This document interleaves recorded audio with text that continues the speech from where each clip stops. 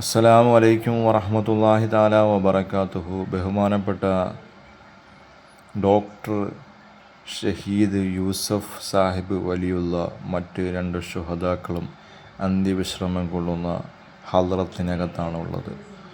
ബഹുമാനപ്പെട്ടവർ ഇസ്ലാം ദീനീ പ്രബോധത്തിനായി പഴയകാലത്ത് ഇവിടെ വന്ന് ചേർന്നവരാകുന്നു. കൂടുതൽ ഹിസ്റ്ററി അറിയില്ല. ഇൻഷാ അല്ലാഹു സുബ്ഹാനഹു തആലയുടെ അതിയായ ഇതുകൊണ്ട് സിയാറത്ത് ചെയ്യുവാൻ ഭാഗ്യം ലഭിച്ചു. ഇൻഷാ അല്ലാഹ് നിങ്ങൾക്കും ആ ഭാഗ്യം ലഭിക്കട്ടെ.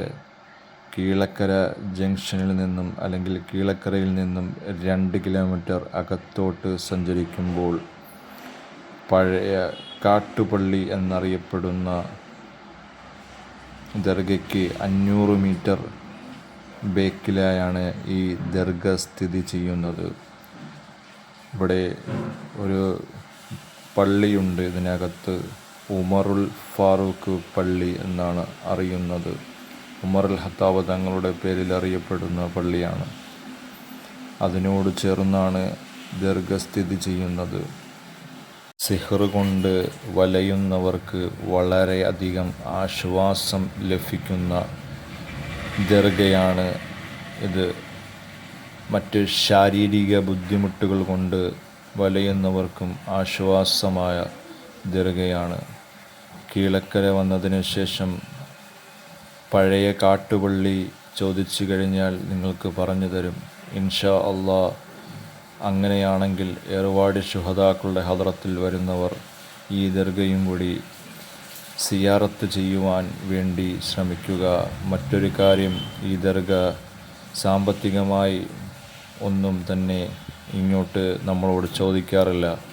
ദർഗ പരിപാലനത്തിനോ പള്ളി പരിപാലനത്തിനോ നമ്മൾ അറിഞ്ഞെന്തെങ്കിലും സദക്ക നൽകിയാൽ അവർ വാങ്ങുന്നത് മാത്രമേ ഉള്ളൂ. അത്രയ്ക്കും നല്ല കൾച്ചറുള്ള സ്ഥലം കൂടിയാണ് കീഴക്കര. കീഴക്കര സഞ്ചരിച്ചവർക്ക് അറിയാം, തമിഴ്നാട് കീഴക്കര. ഇൻഷാ അള്ളാഹുവിൻ്റെ അചഞ്ചലമായ പരീക്ഷണങ്ങളിൽ നിന്ന് നമ്മളെ എല്ലാവരെയും കാത്തുരക്ഷിക്കുമാറാകട്ടെ.